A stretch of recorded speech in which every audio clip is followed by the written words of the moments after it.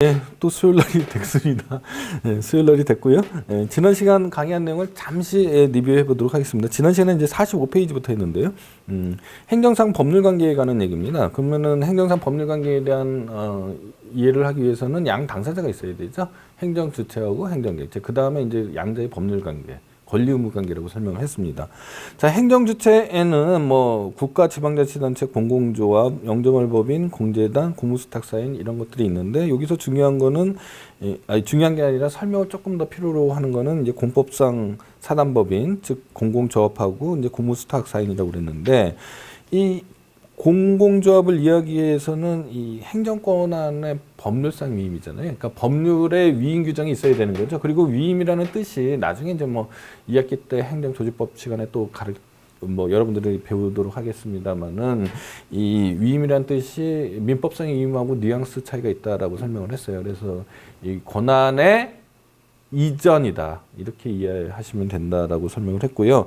그리고 그 외부 관계는 이제 행정권을 위임받아서 이 가입자에게 행정법적인 어떤 행위를 했다 이렇게 되면은 이제 공법상의 법률 관계가 되는 거는 뭐 짐작할 수 있는데 이제 문제는 뭐냐면 그거를 예컨대 국민건강보험공단이 행사한 거냐 아니면 국민건강보험공단 이사장이 행사한 거냐는 조금 더 나아간 논의가 필요한데 그 위임한 법률을 해석해야 되는 거죠. 해석해서 해결을 하면 되는데 대부분의 경우에는 이 아주 극히 예외적인 것 빼고는 이 공단 그 자체에 위임하는 경우가 많습니다. 따라서 국민건강보험공단은 법인이잖아요. 그러니까 행정 주체이면서 행정청의 역할을 하는 경우가 많이 있다. 이렇게 이해하시면 되고 내부 관계에 있어서는 뭐 이 사법상의 근로관계나 뭐 이런 식으로 살펴봐야 된다라고 설명을 했고요.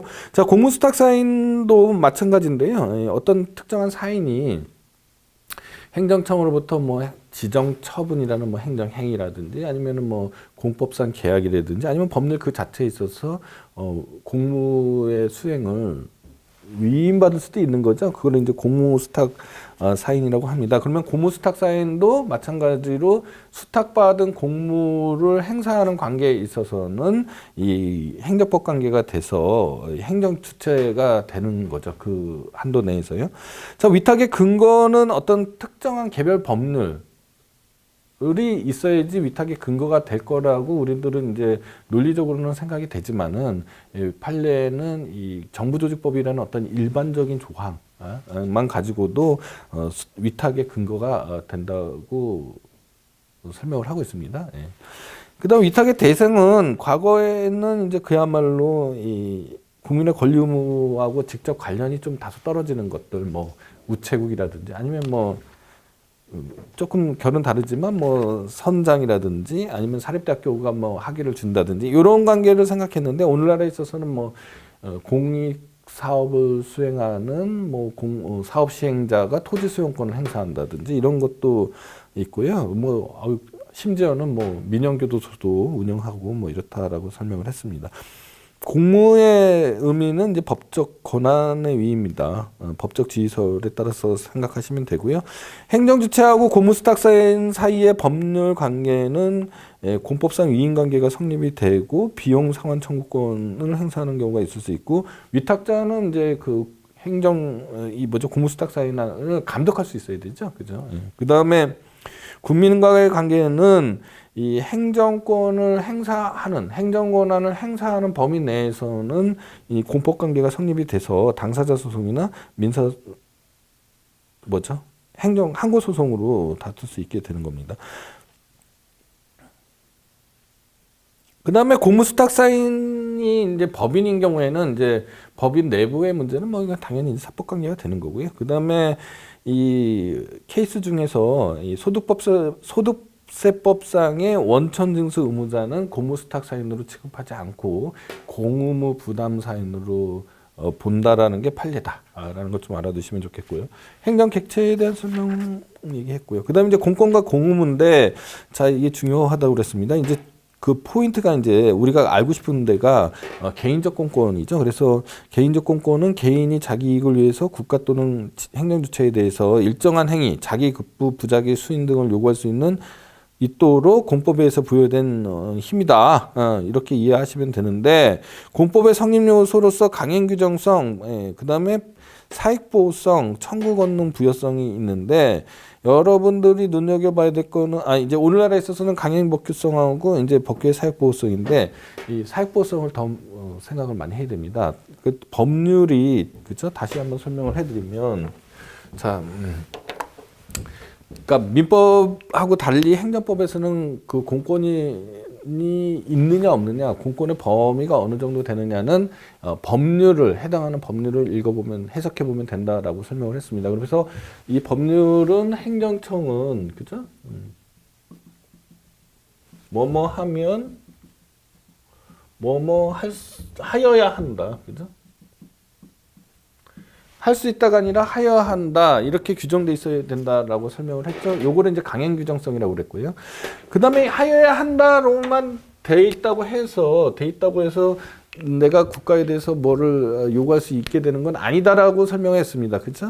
더 나아가서 그 해당 법률이 어떤 개인을 보호하기 위한 목적도 포함되어 있어야 된다. 그러니까 모든 행정법은 다 공익을 위한 법이긴 하지만은 이 어떤 사인을 보호하는 취지도 포함돼 있어야지만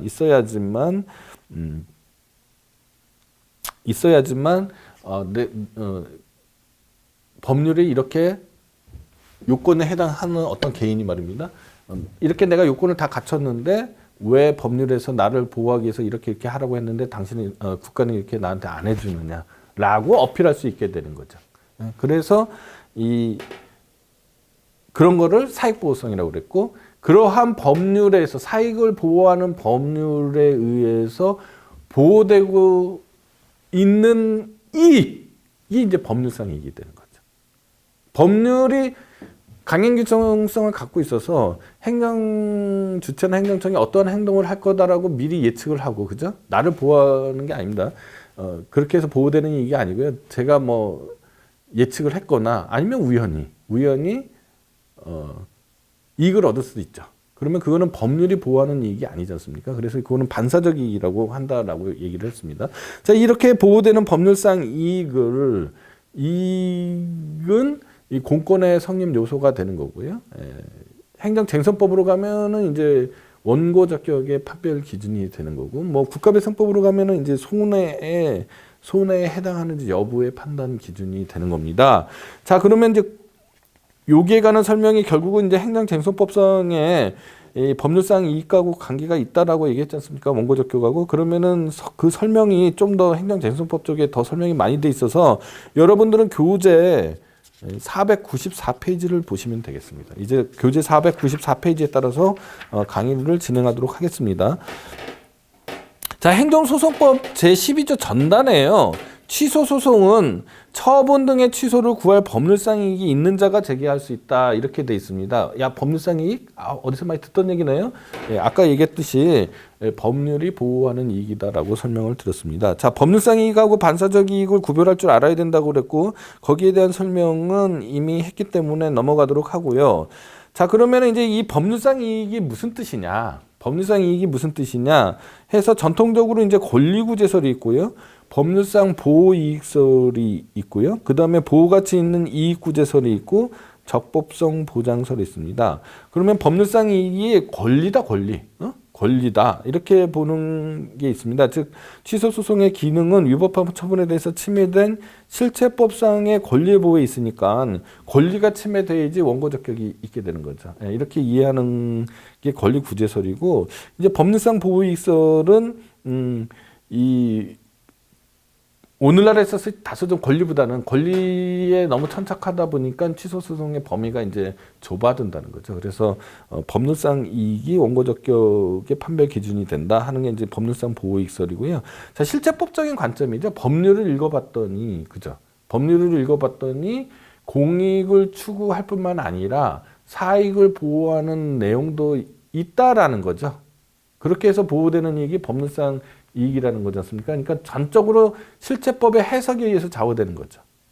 실체법을 해석해 봤더니 공익뿐만 아니라 사익도 보호하는 취지가 있다 이렇게 되는 거니까. 그죠? 예, 이해가 좀 어렵죠. 예. 그 다음에 보호가치 있는 이익구제설은 이게 소송이라는 게 반드시 어떤 권리구제 기능만 갖는 건 아니다라는 거죠. 소송이라는 거는 권리구제 기능만 갖는 게 아니라 행정소송에서 말하는 겁니다. 이 행정의 적법성 보장 기능, 행정을 통제하는 기능도 있다라고 해석하면서 이 견해 차이가 극명하게 납니다. 나중에 이제 여러분들 2학기 때 행정쟁선법 시간에 들으시면 아시겠지만 이 견해 차이가 아주 치열한데요.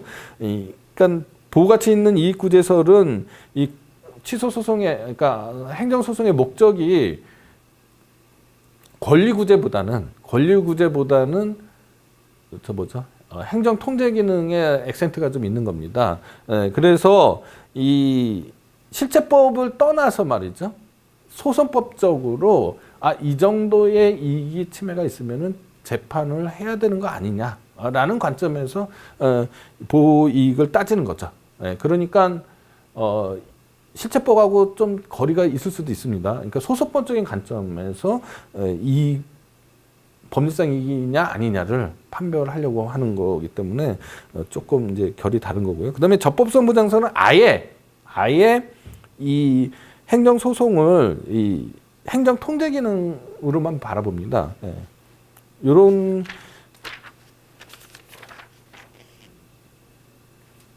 이렇게 되면은 이제 이 적법성 보장설은 아예 이제 실체법은 진짜로 아무 관련도 없게 되는 거죠. 이거는 이제 단지 그 소송 처분을 다툴 가장 적합한 이익 상태 뭐 이 정도로 법률상 이익을 따지게 됩니다. 자, 원고적 격에서 법률상 이익이라든지 나중에 이제 나오게 되는 이 처분성, 뭐 협의의 소외이익, 다 이제 그 소송 요건이 있죠. 소송 요건입니다. 여러분들 나중에 뭐 2학기 때 제가 더 자세하게 설명을 해드리겠지만은 이 소송 요건이 엄격하면 엄격할수록, 그죠? 엄격하면 엄격할수록 이 본안으로 가는 건수가 줄어들죠. 각하가 많이 될 거 아닙니까? 그죠? 소송 요건을 너그럽게 하면 할수록 본안으로 가는 길이 넓어지는 거죠. 그래서 이 어떤 상관관계가 있냐면은 이 법원의 업무 수행 능력하고 상관관계가 있습니다. 법원이 이 소송 요건이 만약에 너그럽게 돼 있으면은 법원의 업무가 굉장히 증가가 됩니다. 그리고 국민은 권리 구제를 받을 수 있는 기회가 줄어들게 되는 거죠. 마찬가지 반대로 소송 요건이 엄격하면은 이 법원은 본안 판단하는 일이 줄어드니까 업무가 경감이 되는 거고 국민은 권리 구제를 받을 가능성이 줄어드는 거죠. 헷갈리네요. 이렇게 되는 겁니다. 자, 권리구제설하고 뭐 적법성 보장설은 오늘날 주목받는 견해는 아니고요. 오늘날 한국에서의 학설의 대립은 법률상 보호이익설하고 보호가치 있는 이익구제설이죠. 그러면은 이미 저는요 어느 쪽에 있는지 이미 답이 나온 거죠. 이미 제가 법률상 이익은 실체법을 해석해서 공익만 추구하는 게 아니고 사익도 보장하는 의미를 가지고 있는 어떤 법률 조항에서의 법률 요건을 충족시켰는데, 그죠? 그렇게 보호받는 이익을 침해했다라고 주장하면서 권리를 주장하거나 소송을 제기할 수 있다. 이렇게 설명했다라는 건 저는 벌써 이미 법률상 이익을 실체법적으로 파악하겠다라는 얘기고, 법률상 보호이익설에 있다라는 얘기가 되는 거죠. 그렇죠? 그래서 제가 취하고 있는 견해가 이제 다수설이면서요 판례라고 보시면 됩니다. 다수설이고 판례이고, 뭐 법률상 보호가치 있는 이익구제설도 상당히 경청할 만하다. 왜냐하면은 실체법적인 해석을 통해서 법률상 이익을 도출해 내고 공권이 성립한다라고 따지게 되면 어떤 문제가 생기냐면은 이 법원이 말입니다. 현실적으로는 법원이 그 일을 많이 하게 되니까 이 법원이 이 엄격하게 해석하면 할수록 이 권리 범위가 좁아지는 거죠. 그죠? 예. 근데 과거의 법원이 이 좁게 해석했겠죠. 엄격하게 해석했겠죠. 왜냐면은 법원의 판사 숫자도 많지도 않았을 뿐더러 이 사람이 이게 좀 본안으로 가고 싶지 않은 게 인지상정 아니겠습니까? 그러니까 이런 부분 때문에 이 법률상 보호 이설에 따라서 과거에 성립된 판례들을 보면은 이 권리의 성립이 이제 굉장히 협소했던 거죠.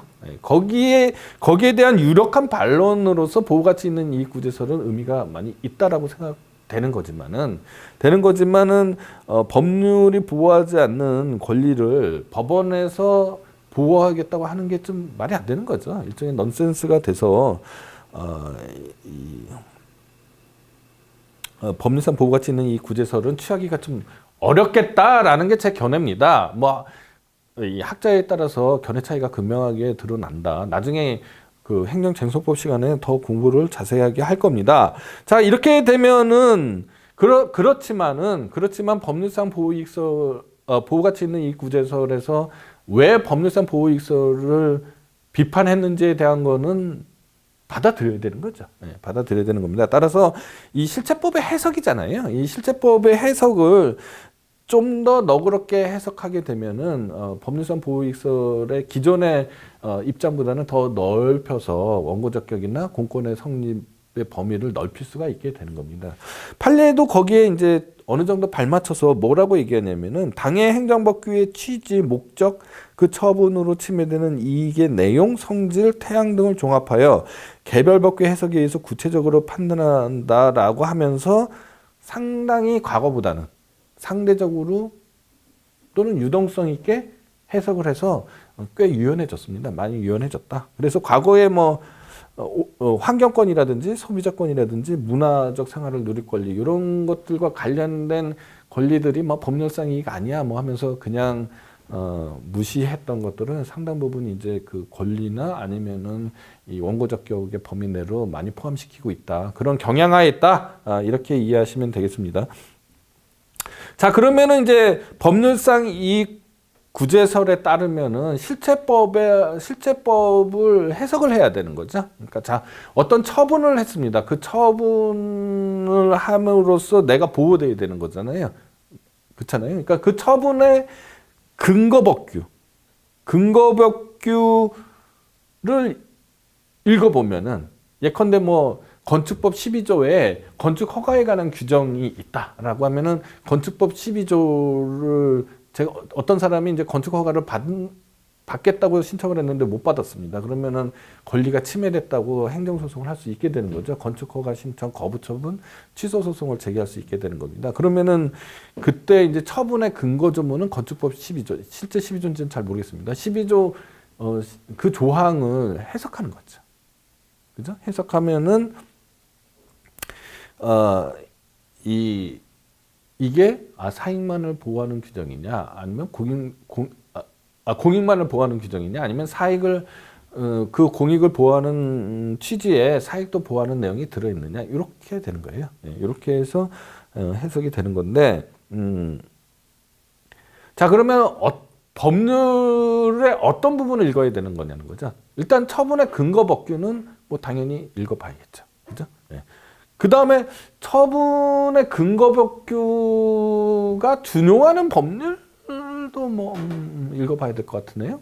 그 다음에 처분의 절차 규정, 처분을 이르게 하는 어떤 절차들에 관한 규정도 있을 거 아닙니까? 이것도 읽어봐야 될 것 같아. 더 나아가서 처분과 관련된 법률, 해당 법률의 전치지, 여기까지도 어렵지만 됐는데, 그러면 더 나아가서 헌법, 자연법, 간습법 이런 것까지 그러면 이 법률상 이걸 따지는 어떤 근거로서 우리가 해석할 필요가 있겠느냐는 겁니다. 대법원 판례를 말씀을 드리면 대법원 판례는 아까 얘기했던 그 절차 규정, 법률의 전체 취지까지는 왔어요. 그렇지만 헌법의 규정이라든지 관습법, 조리 등은 이제 그거를 끌어들여서 법률상 이익이 있다고 얘기하는 주장은 받아들이지 않고 있습니다. 예컨대 말입니다. 예컨대 우리가 이제 그 자유권적 기본권과 관련된 거는 당연히 이제 법치국가의 원리상 자유권적 기본권의 어떤 방어적 기능이 있지 않습니까? 그래서 그 부분은 크게 문제가 되지 않아요. 자유권적 기본권을 침해하는 거다라고 하면 예컨대 건축 허가를 받아야 되는데 건축 허가를 안 받아줬다. 신청을. 그러면 제가 건축할 자유가 기본권으로서 있을 수 있지 않습니까? 그러면 그건 자유권적 기본권이잖아요. 이 자유권적 기본권을 침해하는 경우에는 해당 법률을 해석하는데 뭐 큰 문제가 없어요. 그죠? 사익을 침해하는 건 당연하잖아요. 그렇잖아요. 저의 건축할 기본권이 이미 헌법에 써져 있잖아요. 근데 예컨대 환경권이라든지 아니면 사회적 기본권은 이제 헌법 여러분들 그 헌법 교과서를 읽어보시면 아시는데 이거는 헌법의 규정만으로 바로 어떤 구체적인 권리가 형성이 되는 게 아니다라고 아마 설명하는 게 통설이라고 돼 있을 겁니다. 예, 그러니까 법률에 의한 구체화가 필요한 거죠. 그러니까 환경권만 가지고 헌법상에 근거한 환경법만 가지고 법률상 이익을 주장하면은 대법원은 받아주지 않는 거죠. 만약에 환경권을 구체화하는 어떤 법률이 있고 그 법률에 근거해서 법률상 이익을 주장하면 그것도 받아주겠죠. 무슨 얘기인지 알겠습니까? 그러니까 이게 헌법의 어떤 기본권 조항, 특히 법률의 구체화가 필요한 사회적 기본권이라든지 환경권만 가지고는 판례가 법률상 이익을 도출해주지 않는다. 그렇게 이해를 하시면 됩니다. 그 다음에 이미 누차 설명했듯이 모든 행정법은 말이죠. 모든 행정법은 이 공익을 위한 법률이죠. 근데 그 안에 사익을 보호하는 취지가 포함되어 있어야 된다는 얘기를 했고요. 그 다음에 이제 처분의 상대방이에요. 처분의 상대방은 여러분들 잘 생각해 보시면 아시겠지만은, 뭐 깊이 생각 안 하셔도 아시겠지만은, 처분의 상대방은 원고 적격이 있어야 되는 거죠. 그쵸? 예. 어떤 불리한 처분을 저한테 했단 말입니다. 예컨대, 국가가 행정청이 나한테 어떤 과태료 부과 처분을 했으면 그 과태료 부과 처분, 그 침익적 처분에 대한 방어로서, 그죠? 소송을 제기할 수 있어야 되는 거죠. 또는 어떤 수익적 처분을 거부했다. 예컨대 아까 건축허가 신청을 했는데 거부하면은 어떻게 됩니까? 그러면은 그 거부 처분에 대해서 제가 방어할 수 있어야 되는 거죠. 그러니까 처분의 상대방은 이게 논리를 단축시키는 겁니다. 무조건 원고 적격이 있다. 또는 법률상이 있다. 이렇게 이해하시면 되는 겁니다. 이걸 이른바 상대방 이론이라고 합니다. 만약에 상대방 이론이라는 어떤 공식을 우리가 잊어버리고 있다라고 하면은 어떻게 해야 돼요? 처음부터 다시 시작해야 되는 거죠. 자, 어떤 처분이 있고요. 그죠? 그 처분의 근거 법률, 뭐 준용 규정, 뭐 관계 규정, 절차 규정, 법률의 전체지를 살펴봐서 이 처분의 그 처분과 관련된 어떤 법률이 사익을 보호하는 취지가 있구나. 그죠? 그렇게 해서 보호받는 이익이구나. 그런데 내가 법률 요건을 갖췄다. 그런데 처분을 해주지 않았거나 또는 처분을 해서 내가 그 이익이 침해됐구나. 이렇게 단계적으로 살펴봐야 되는 거죠. 근데 우리가 상대방 이론을 알고 있기 때문에 법치주의 관념상 처분의 상대방은 자기한테 불리한 처분을 행한 불이익한 처분을 한 처분의 상대방은 당연히 법률상 이익이 있다. 이렇게 하면은 그 논리들이 다 단축이 되는 거죠. 같은 결론이 되더라도요. 그러니까 상대방 이론이 있고요. 자, 그렇게 되면은 결국은 뭐가 되는 겁니까? 이 법률상 이익을 따지게 되는 거는 상대방이 아닌 경우가 문제가 되는 거죠. 아닌 경우가 문제가 되는 거죠. 처분의 상대방은 무조건 원고 적격이 있다라고 한다면 최근에 판례 중에 예외가 하나 나왔습니다. 외국인의 사증 발급 처분은 외국인의 특수성 때문에 처분의 상대방이라고 하더라도 뭐 반드시 원고 적격이 있는 건 아니게 되는 겁니다. 그건 이제 나중에 행정쟁서법 시간에 제가 더 자세히 설명을 해드리도록 하겠습니다. 출입국 관리 행정은 주권 행사와 관련된 부분이라서 약간 특수한 부분이 있어서 그렇게 되는 겁니다. 자, 그러면은 처분의 상대방이 아닌 제3자인 경우가 문제가 되는 거다라고 이제 여러분들이 알았으니까 예를 한번 들어서 설명하도록 하겠습니다.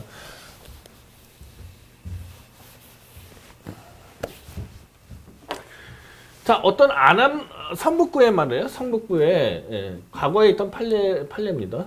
성북구에 어떤 A라는 사람이요. A라는 사람이 목욕탕 영업을 하고 싶습니다. 도남탕을 하고 싶어요. 도남탕이라는 목욕탕을 하고 싶습니다. 그러면 과거의 공중위생법에 의하면은 지금은 이제 신고 영업인데요. 목욕탕 영업이 신고업입니다. 근데 과거에는 허가업이었어요. 그래서 A라는 사람이 이 도남탕을 하기 위해서는 성북구청장에게 영업허가 신청을 해야 돼요.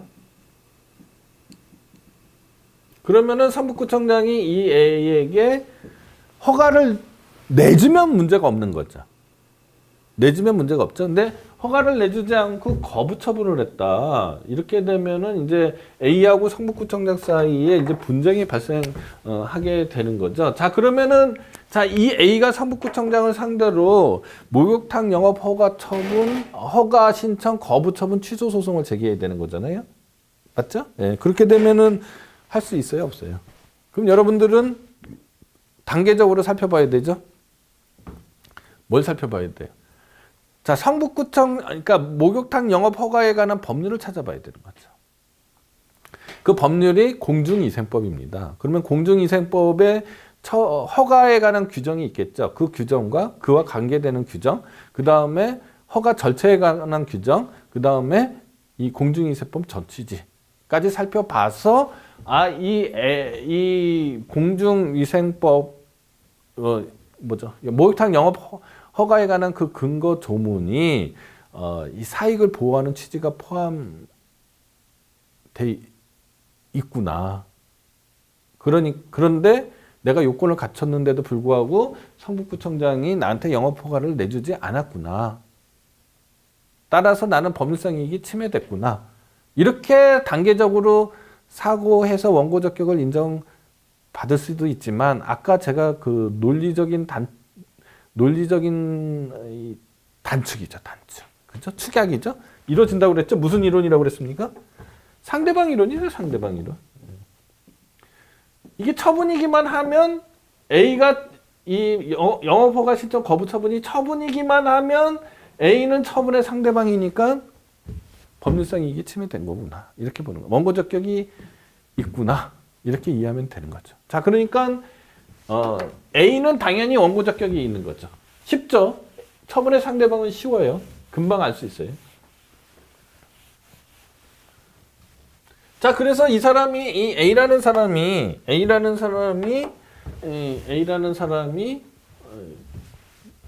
도남탕을 운영을 해서 어떤 법률상 돈을 많이 벌고 있었습니다. 근데 자, B라는 사람이 말입니다. 아남사우나라는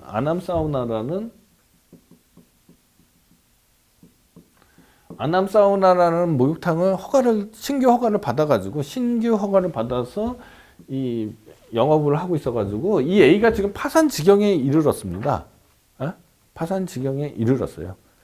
그래서 이 A가 처음에는 월에 한 500만 원 정도씩 벌고 있었는데 이 아남사우나가 생기는 바람에 지금은 적자를 100만 원씩 보고 있어서 이제 도저히 견딜 수가 없습니다. 그래서 이 A가 이 B에 대한 목욕탕 영업 허가가 이게 잘못 나간 것 같은데, 위생 조건에 어긋난 것 같은데, 이거를 이 A가 성북구청장에 내줬다는 거죠. 성북구청장이 B에 대한 영업 허가를 내주는 바람에 자기가 이제 적자를 보는 거죠. 그래서 이 자기의 이익을 침해했으니까 이 영업 허가를 취소해달라. 라는 소송을 제기할 수 있겠느냐는 문제죠. 그러면은 이 A는 성북구청장이 B에 대한 목욕탕 영업 허가는 A에 대한 허가가 아니잖아요. 그러니까 A는 처분의 상대방이 아닌 거죠. 네, 아닙니다. 자, 그러면은 어떻게 해야 됩니까? 자, 제3자인 A가 성북구청장이 B에 대한 목욕탕 영업 허가에 대한 취소 소송을 이제 하면은 원고 적격이 있느냐 없느냐 이제 따져야 되는 거죠. 그러면은 아까 제가 말씀드렸던 거죠. 자, 공중위생법 배에 목욕탕 영업 허가에 관한 규정이 있을 테고요. 또는 그것과 관계되는 규정이 있고 그에 관한 절차 규정이 있고 공중위생법 전 취지를 살펴봤는데 자 거기에서 이 허가가 이 B를 보호하는 외에 A의 이 독점적 이익, 성북구에는 자기만 있어야 되는 이 이익을 보호해주는 취지가 있다라고 해석되면 이 A는 저 소송을 제기할 수 있는 거고요. 없다라고 해석이 되면은 원고 적격이 없는 거죠. 그냥 그러면 여러분들은 뭐 짐작하셨겠지만 성북구에 뭐 도남탕도 있고 뭐 다 있을 수 있는 거죠. 그러니까 아무리 읽어봐도 A를 보호하는 취지의 규정은 없을 겁니다. 제가 뭐 현행법을 낱낱이 읽어보진 않았지만 아마 없을 거예요. 그러면은 원고 적격이 없게 되는 거죠. 그죠? 자, 마찬가지로요. 다른 예를 한번 들어보겠습니다. 자, 이런 일이 있고요.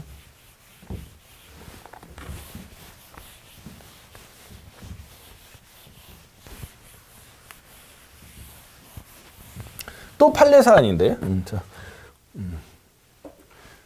자, 고대라는 대학이 있고요. 연대라는 조금 후진 대학이 있는데, 연대하고 고대 사이를 이제 운행하는 버스가 옛날에 시내버스 333이 있었습니다.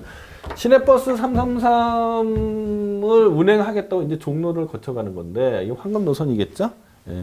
종로를 거쳐가는데 이 시내버스 333을 운영하고자 하는 버스 회사가 서울특별시장에게 여객운수사업법이라는 법이 있습니다. 여객운수사업법에 근거해서 이 버스 운송사업 면허를 취득해야 되는 거거든요. 버스 운송사업 면허를 취득해야 됩니다. 그러면은 이 333 회사가 서울특별시장에게 면허 신청을 했는데 서울특별시장이 면허를 거부하면은 333은 원고 적격이 당연히 있는 거죠. 처분의 상대방이잖아요. 그쵸?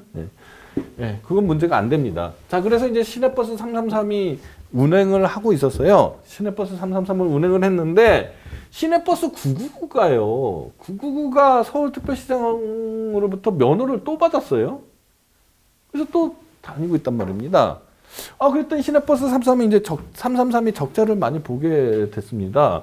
그래서 시내버스 333이 서울특별시장의 시내버스 9999에 대한 이 면허 처분 취소 소송을 자기의 이익을 침해받았다고 해서 제기할 수 있겠느냐라는 거죠. 아까랑 구조는 똑같습니다. 아까랑 구조는 똑같지만 또 따져봐야 되는 거죠.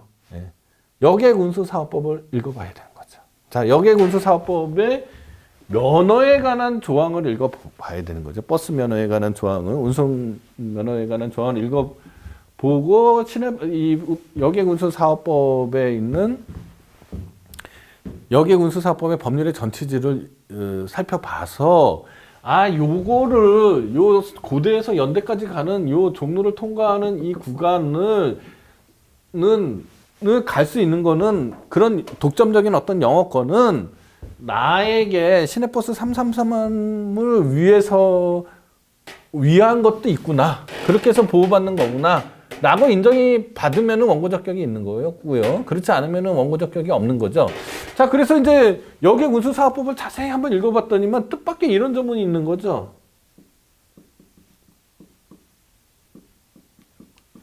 일노선 1회사주의가 있는 겁니다. 일노선 1회사주의. 하나의 노선에는 하나의 운송사업 면허만 있는 거예요. 뜻밖이죠. 이런 조문이 있었어요. 자, 이런 조문이 있으면은 이 조문의 취지는 물론 고객을 위한 조문이겠죠. 그렇지만 이 시내버스 333을 보호하고자 하는 취지가 포함되어 있는 거죠. 근데 서울특별시장이 1노선 1회사주의에 어긋나서, 즉 이렇게 보호받는 나의 이익을 침해해서 시내버스 999에 면허를 줬잖아요. 그러면은 법률상 이익이 있는 거죠. 자, 법률상 이익이 있어서 소송을 할 수 있다라는 거하고 여러분들 한 가지 오해하시면 안 되는 게 소송을 할 수 있다라는 거하고 소송에서 이긴다는 거는 별개의 문제입니다. 예, 일단은 지금 말하고 싶은 거는 소송을 할 수 있다라는 얘기죠. 소송 요건에 관한 얘기들을 하고 있는 거예요. 예. 자, 그러면은 이 경우에는 있다란 말입니다. 왜 있게 될까요?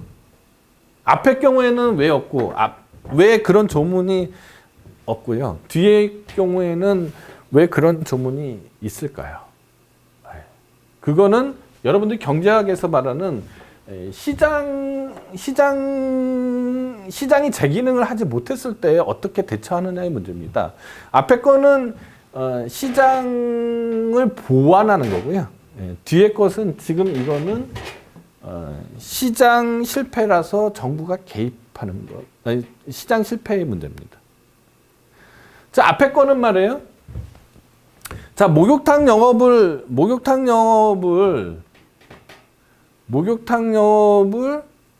모든 사람한테 그냥 다 할 수 있게 한다.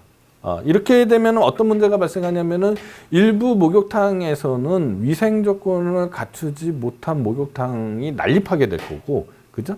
난립하게 될 거고, 그렇게 되면은 그 시설을 이용한 소비자가 피부병 같은 거를 앓을 수가 있죠. 그러니까 이 일정 정도의 허들을 미리 만들어줘서 진입장벽을 일정 정도 만들어줘서 위생 조건을 갖춘 사람만 이 공급자가 될 수 있게 하는 거죠. 그래서 그 위생 조건을 넘은 사람은 모두 다 시장의 공급자, 신규 참여자가 될 수 있어야 되는 거죠. 그래야지만 이른바 경제학에서 이게 되는 거죠. 수요하고 공급이 만나서 파레토 최적을 이뤄서 아주 자원이 최적화되게 분배되는 결과를 초래하게 되는 거잖아요. 그러니까 이 앞의 경우에는 이 공급자의 자격을 심사하는 거죠. 공익을 위해서요. 공공의 안녕과 질서를 위해서. 공공의 안녕과 질서 어디서 많이 들은 얘기인데요. 제가 항상 얘기하잖아요. 공공의 안녕과 질서는 두 글자로 경찰이죠. 경찰 목적을 위해서 기본권에 속한 거죠. 자유에 속하는 건데, 그죠? 누구나 다 영업의 자유, 직업 선택의 자유가 있는 거지 않습니까? 누구나 다 목욕탕을 할 수 있어야 되는 거지만 이 경찰 목적 때문에 공공의 안녕과 질서를 유지해야 되기 때문에 일단은 아무도 못하게 하고요. 아무도 못하게 하고 그 이후에 일정한 자격을 갖춘 사람만, 그죠? 위생 조건을 충족시키는 사람만 신규 참여하게 하면은 그 다음부터는 이게 돼야 되는 거죠. 신규 참여가 항상 허용돼야 되는 거죠. 그래야지 자본주의가 경쟁 체제로서 유지가 되는 거 아니겠습니까? 그러니까 원래 아무 조건 없이 이게 되지 않고요. 이 조건을 부여한 다음에 이거를 하는 거죠. 그러니까 시장이 일부 시장 기능의 저해 요소를 보완하는 거죠. 그거를 행정법적으로는 이제 허가라고 합니다. 허가. 경찰 목적을 위해서 아무도 못하게 하고 그 조건을 갖춰지게 되면은 누구나 다 할 수 있어야 되는 거죠. 그죠?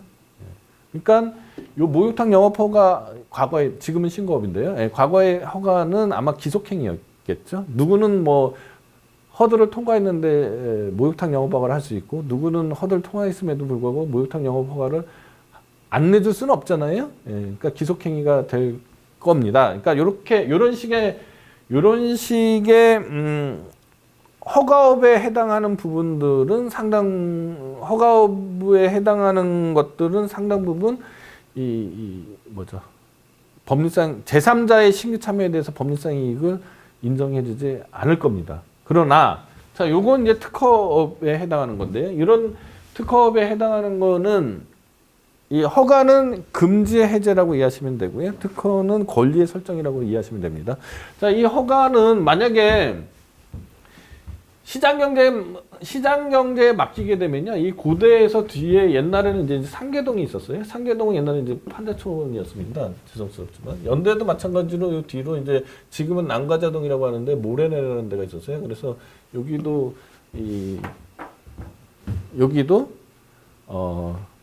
서민들이 살았죠. 그러면은 만약에 이거를 시장에게 맡겨놓으면요, 다 여기만 왔다 갔다 하려고 하겠죠. 종로만. 여기 수지도 안 맞는 여기까지 안 들어가려고 하겠죠. 예, 그러면 안 되기 때문에 일종의 시장 실패 상황이죠. 예, 그래서 요 노선을 시내버스 333한테 보장해주되 요까지 들어가게 같은 요금으로 요까지 들어갈 수 있게 강제하는 거죠. 예, 이런 거를 이제 대신에 이제 이 영업은 얘만 할 수 있게 해줘야 되는 거죠. 인센티브도 줘야 되는 거지 않습니까? 그러니까 이 권리의 설정이라고 합니다. 그러니까 시장의 실패죠. 그죠? 시장에 맡겨두면은 이 사회 기능이, 경제 기능이 유지가 되지 않기 때문에 아예 이제 그걸 포기하는 거죠. 시장의 실패 상황에서. 예, 그런 거를 이제 보통은 이제 특허업으로 이제 많이 설정을 합니다. 그래서 이제 언뜻 생각하기에는 허가업은 신규 참여자에 대해서 법률상 이익이 없는 거구나. 특허업은 신규 참여자에 대해서 법률상 이익이 있구나. 대략 이렇게 생각이 되는데 반드시 그렇게 매칭이 되는 건 아니다. 왜냐하면은 허가업인데도 불구하고 거리 제한 규정을 둘 수가 있어요. 그렇지 않습니까? 예컨대 뭐 담배가게 섹터 50m 이내에 담배가게를 또 만들 수 없다. 뭐 이런 규정이 있게 되면 이거 담배가게를 하는 게 이게 특허냐 허가냐 헷갈릴 수도 있죠. 언뜻 보기에는 특허라고 볼 수도 있고, 그죠? 언뜻 보기에는 허가라고 볼 수도 있는데 만약에 허가라고 한다고 하더라도 제한 규정이 있으니까, 그죠? 이 거리 제한 규정 내에 또 허가를 내주면은 이거는 이 거리 제한 규정이 법률상 개인의 사익도 보호하는 취지가 있다고 봐야 되지 않을까요? 그죠? 네. 공익만을 위한 건 아니잖아요. 그러니까 이 허가냐 특허냐만 가지고 법률상 제3자의 신규 참여에 대해서 법률상 이익이 있느냐 없느냐를 따지는 것보다는 법률에 허가든 특허든 간에 업자들 사이에 어떤 적정 배치 기준이나 수급 조절하는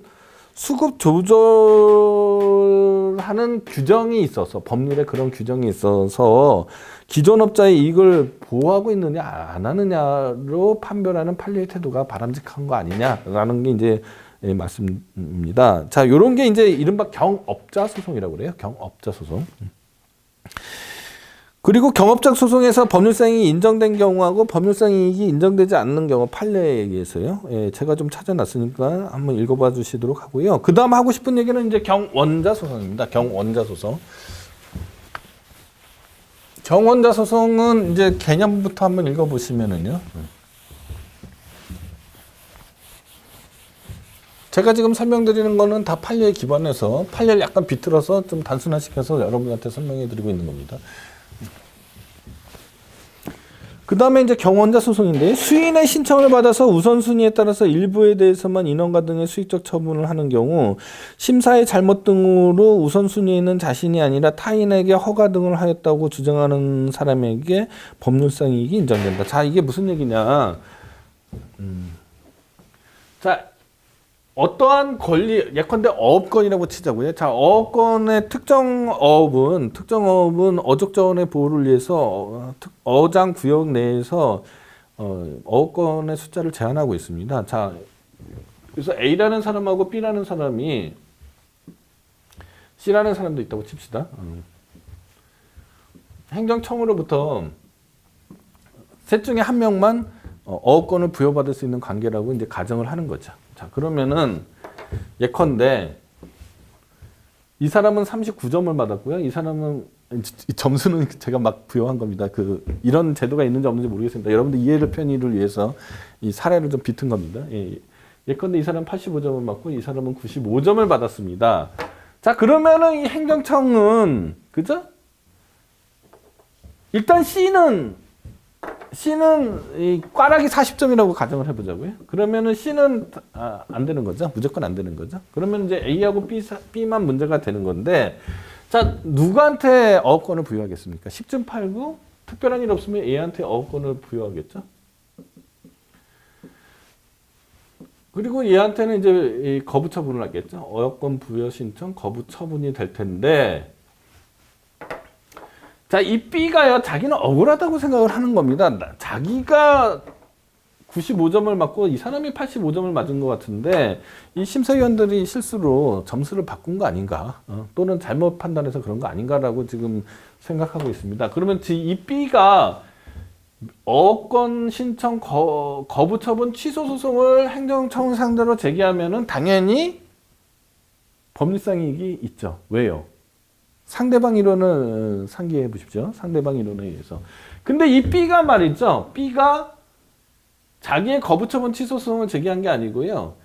행정청이 A에 대한 어권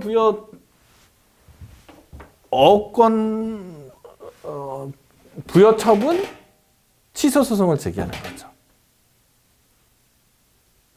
그죠? 네, 그렇게 되면은 이건 이제 처분의 상대방이 아니잖아요. 요 경우에는 제3자가 되는 거잖아요. 왜냐면 처분은 A에 가는 처분이니까. 자, 이렇게 되면 이제 원고 적격이 있는 거냐. 근데 자, 주 56을 읽어보시면요. 자, 만약에 이 소송에서 어권이 취소가 되면은 말입니다. 그러면 어떤 생각하기에는 이것만 취소됐으니 B로서는 아무 이익이 없는 거잖아요. 이겨봤자. 그러니까 이거는 법률상 이익이 없는 거 아니야? 이렇게 생각할 수도 있지만은 행정소송법에 기속력이라는 제도가 있어요. 그래서 이런 경우에 이 행정청은 다시 재처분할 의무가 생깁니다. 따라서 이 B가 어권을 부여받을 수 있는 가능성이 열리게 되는 거죠. 그래서 법률상 이익이 있다고 보는 겁니다. 이런 거는 이제 경원자 소송이라고 그러고요. 그 다음에 이웃주민 소송인데 이거는 뭐냐면 이제 그 과거에는 이제 건축법만 잘 지키면은 자, A라는 사람하고 B라는 사람이 건물이 있어요. 근데 이 건축법만 잘 지키면은 일종의 건축 경찰이죠. 아까 경찰은 뭐라고 그랬습니까? 공공의 안전과 질서의 유지죠. 그러면은 거기에 대한 관계에서는 법만 잘 지키면은 특별히 법률상 이익이 침해될 일이 없다라고 생각을 했는데 오늘날에 있어서는 이제 뭐라고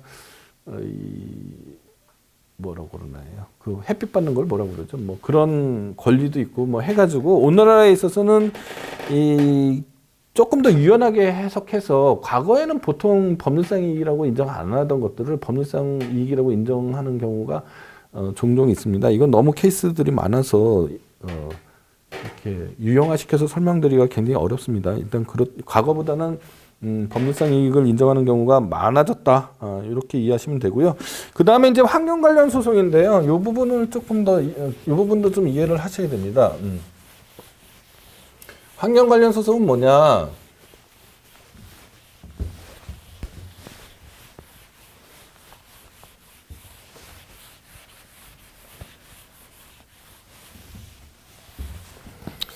예컨대 조금 우스꽝스러운 지도를 하나 그려보면요, 뭐 이렇게 돼서 제주도가 있고요, 뭐 울릉도가 있고 독도가 있잖아요. 자, 그러면은 이렇게 강이 있고 여기를 이제 막는 거죠, 그죠? 여기 군산하고 뭐 김제하고 군산이고, 이렇게 이제 이른바 새만금 사업이잖아요. 새만금 사업이에요. 새만금 사업인데, 자, 이 새만금 사업을 누가 시행했냐면요, 한국농촌공사가 시행했단 말이에요. 한국농촌공사가 이 새만금 사업을 시행하려면은 이 여러 가지 면허나 허가를 많이 받아야 됩니다. 요 중에서 뭐 가장 중요한 게 이제 공유 수면 매립허가 뭐 이런 거겠죠. 이런 거를 이제 그 뭐 국토건설부 장관 뭐 이런 사람한테 이런 행정청으로부터 면허를 받았겠죠? 면허. 그러면 요게 이제 사는 사람들이 있단 말입니다. 사는 사람들 뭐 이런 사람들이 이 새만금 사업을 해서 환경권을 침해받았다. 환경권을 침해받았으니 환경상 이익을 침해받았으니 이 면허를 취소해달라라고 소송을 하게 되면은 이제 자기가 처분의 상대방이 아닌 거잖아요. 그죠? 그러니까 따져 들어가야 되는 거죠. 그러면은 자, 먼저 생각해야 될 게 뭡니까? 자, 환경권으로부터 바로 법률상 이익이 도출이 안 되는 거죠. 판례대로 하면. 그러니까 헌법상의 환경권으로 이 법률상 이익을 도출해내려면 안 되는 겁니다. 그걸로는 각하되는 거예요. 자, 그러면은 자, 요 공유수면 매립법이나 이런 처분의 근거법규에서는 뭐 마땅히 뭐 원고적 격을 도출해낼 만한 게 없습니다. 자기한테 원고적 격이 법률상 이익이 있다라는 거를. 그래서 이 사람들이 어떤 아이디어를 냈냐면은 이런 대형 국책 사업을 하려면은요 일정한 섹터의 환경 영향 평가를 해야 돼요. 그럼 환경 영향 평가 대상 지역 안에 있는 사람하고 바깥에 있는 사람이 있을 텐데 이 환경 영향 평가를 하게 하는 법률이 환경 영향 평가법이라는 법률이 있어요.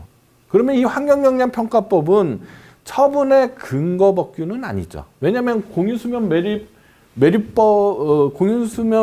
관해서는 다른 법률이 있잖아요. 그러니까 처분의 근거법규가 아니고 이거는 처분의 절차 규정이잖아요. 자, 공유수면 매립 면허를 받으려면은 환경영향 평가를 받아야 된다는 거는 절차잖아요. 이 절차에 관한 법에서 법률상 이익을 도출했다라는 게 이제 가장 큰 의미 첫 번째죠. 이 의미가 굉장히 중요합니다. 그다음 두 번째는 자 그러면은 여기에 있는 사람들도 있고요. 여기에 있는 사람들도 있단 말입니다. 자 그러면은 이 환경영향 평가 대상 구역 안에 있는 사람은 판례의 태도에 의하면은 이런 영향권 내에 있는 사람은 법률상 환경상 이익을 침해받았으리라고 사실상 추정이죠. 사실상 추정해서 원고적 격을 인정받게 되는 거고요. 요 바깥에 있는 사람들은 자기가 이 사업으로 인해서 환경상 이익을 침해받았다라는 거를 증명해서 원고적 격을 인정받아야 된다라는 게 판례입니다. 이렇게 판례가 형성이 됐어요. 예. 자 그러면은 영향권 내에 거주하느냐, 영향권 내에 있느냐, 없느냐가 이제 중요한 거가 되는 거잖아요. 그러면 영향권 내에서 농작물을 경작하는 등 현실적으로 환경상 이익을 향유하는 자도 포함이 된답니다. 500페이지입니다. 맨 말했죠. 501페이지 위쪽으로 가면은 그렇지만은 영향권 내에서 건물이나 토지를 소유하거나 환경상 이익을 일시적으로 향유하는 사람은 영향권 내의 주민이라고 보지 않겠다라는 게 판례고요. 그 다음으로 가서는 자 환경상 이익에 대해 영향권 바깥에 있는 사람은 환경상 이익에 대한 침해 또는 침해 우려가 있음이 증명돼야 되잖아요. 그럼 증명된 예가 도대체 있는 거냐? 예컨대 이런 거죠. 낙동강에 뭐 이렇게 낙동강이 있다라고 하면은 여기에 뭐 물금 취수장이라는 게 있었습니다. 자 물금 취수장으로부터 수돗물을 공급받는 어떤 시민이 있었는데, 그죠? 여기 지방자치단체장이 여기에 이제 뭐 어떤 염색 공장이나 이런 거를 허가를 내준단 말이죠. 그러면은 이 물금 취수장이 오염이 돼서 자기가 환경상 영향을 침해받을 거다라고, 물론 환경영향평가 대상 지역 바깥에 있는 사람이겠죠. 이렇게 되면은 증명됐다라고 보는 거죠. 증명됐다. 그래서 환경영향평가 대상 지역 바깥에 있는 사람일지언정 요 공장 설립 허가에 대해서 뭐 취소 소송을 제기할 수 있게 되는 이런 원고적 격을 인정받는 경우도 있고요. 그 다음에 이제 아셔야 될 게 뭐냐면은 이 환경상 이익을 향유할 수 있는 주체는 자연인이지 법인은 안 된다라는 겁니다. 그 다음에 이건 지금 판례에 관한 얘기입니다. 자 그러면 그런 영향권이라는 것들이 도대체 뭐가 있느냐? 아까 말씀드렸던 환경영향평가법상의 환경영향평가 대상 지역이 있고요. 그 다음에 환경정책기본법상의 사전환경성 검토협의 대상 지역이라는 게 있고요. 액화석유가스의 안전 및 사업관리자 시행규칙상의 안전거리 뭐 이런 게 있고, 폐기물 처리 시설 촉진 및 뭐 주변 지역 지원 등에 관한 법률 및 시행 영상의 간접 영향권 그런 것들이 있습니다. 그러면 이제 법률들의 이런 것들이 있는데 영향권이 구체적으로 돼 있는 법률도 있고요. 영향권이 이렇게 반경 몇 미터 이렇게 돼 있지 않은 법률도 있습니다. 그렇게 되면은 그 영향권 바깥에 있는 것으로 생각하시면 됩니다. 그 증명해서 원고적 격을 인정받으면 되는 거죠. 자, 그렇게 이제 법률상 이익에 관한 얘기들, 공권에 관한 얘기들에 대한 설명을 했습니다. 자, 오늘 말씀드린 내용이 그렇게 쉽지는 않죠. 쉽지 않으니까 여러분들이 잘 이해를 나중에 다시 한번 더 공부를 열심히 해서 한번 살펴보셔야 됩니다. 예. 오늘은 이제 여기까지 하고요. 그러면은 다음 시간에는 과연 공권의 3요소, 즉 강행 규정성, 사익 보호성, 청구 권능 부여성이 있는데 청구 권능 부여성이 는 이미 이제 공권의 성립 요소로 보지 않는다라고 얘기를 했습니다. 그러니까 결국은 이제 그 강행 규정성하고 사익 보호성이 공권의 성립 요소가 되는데 과연 강행 규정성이 없으면 그러면 예컨대 행정처분 뭐뭐 하면 뭐뭐 할 수 있다 이렇게 규정돼 있으면 이건 권리로서 인정받지 못하는 거냐? 에 관한 얘기를 다음 시간에 하도록 하겠습니다. 자, 오늘은 여기까지 하도록 하겠습니다. 감사합니다.